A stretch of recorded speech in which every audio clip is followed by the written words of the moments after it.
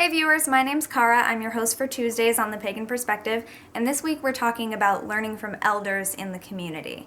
This topic comes from Corey, and the topic description will be in the description of the video. As usual, I said description twice.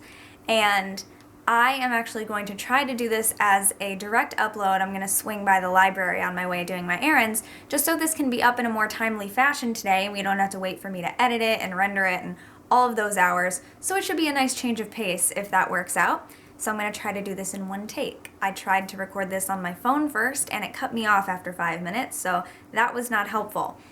Anyway, the topic is in the description below, but the original question is just, have we ever talked about learning from elders in the community? And then I kind of tried to suss out what was meant by that and really get into what is the definition of an elder, because I wasn't sure if that would apply to everyone on this channel, because my initial impression when I think of elders is to think of someone who has reached a certain degree within a tradition that has degree systems, and eventually once you know a certain amount or once you have been involved in a tradition to a certain extent, you are granted the title of being an elder in that community. And it does not necessarily relate to chronological age within this lifetime, because of course there are a lot of people who begin this path later on in life, and I feel that there are some people who can reach a status that is similar to what anyone would refer to as being an elder. Some definitions are anyone who can teach and run their own group. And I feel that there are a lot of younger people who fit into that as well. So it's not necessarily the same as chronological age within the community, although that sometimes does overlap, of course. So I wasn't sure if we were just talking about that or talking about general pagan community elders, such as authors, leaders, and teachers that maybe a lot of people agree are elders within the pagan community, And so Corey said that that is what they were originally talking about, was that kind of thing, but also talking about our definitions of elders would be interesting too.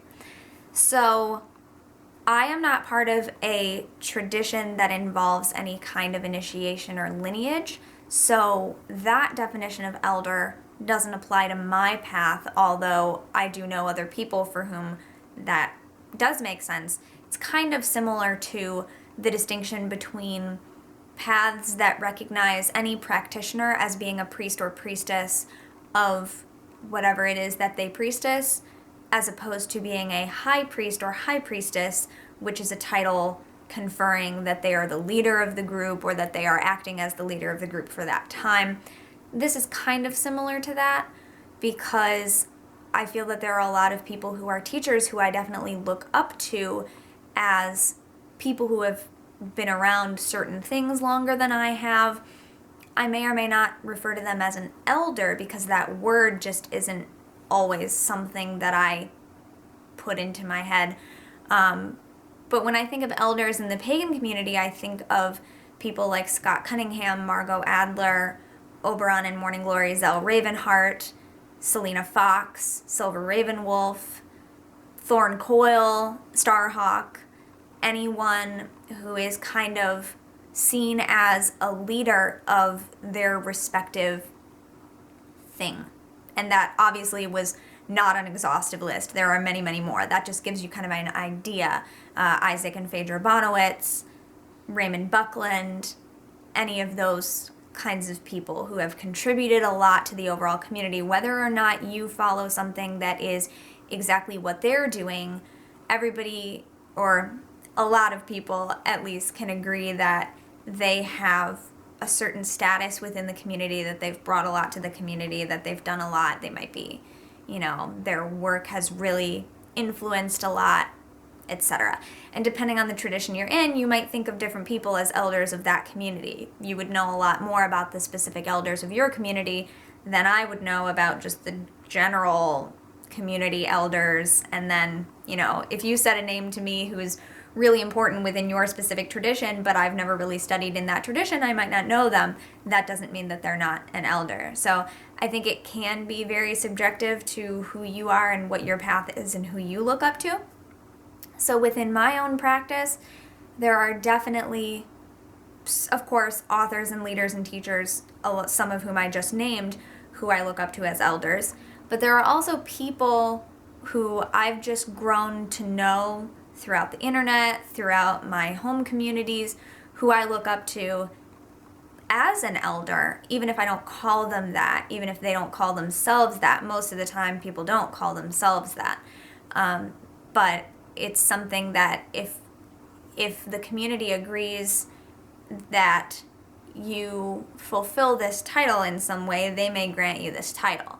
And it's not something that you necessarily put after your name, comma, elder. It's just kind of an honor type thing. But there are people who are around my age who I look up to a lot because they have reached a certain level within their practice that I can look up to. And I think sometimes they look up to me in the same way. And we don't think of it as being an elder or anything like that, but there are a lot of people who may be young, but who are qualified to teach and who can run a group and who have a lot of leadership qualities and skills that are important for other people starting into their own path and into that tradition. So there are people like that within my life and in my practice who I look up to, who I learn from.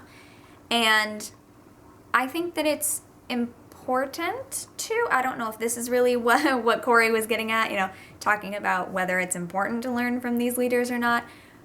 But I do think it's beneficial, and I think it's important at least to gain an overall sense of how did this community come to be, especially for someone like me who is eclectic and solitary, not just looking into the lineage of a specific tradition, but really looking at how did the entire movement and growth of paganism in my country come to be.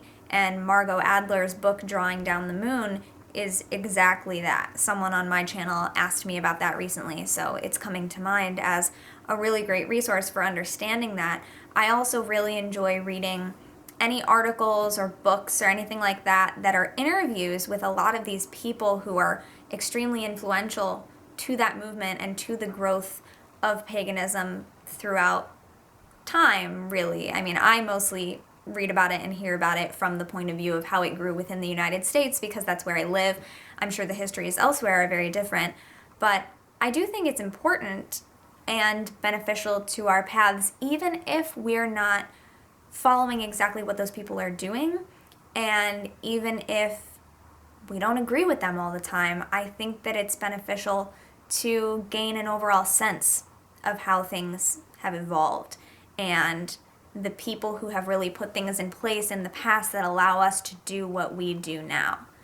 And I think it's really possible a lot of the time for people who haven't done that work to take for granted that even though there's obviously still a lot of work to be done, and this is true for any kind of movement, there has been a lot of work already done by people who came before us that we did not necessarily ever hear about, and they have done so much to make sure that we are where we are now, even though it's not perfect, even though there's more work to be done, and now it's kind of time for us to take up that mantle and keep going with it.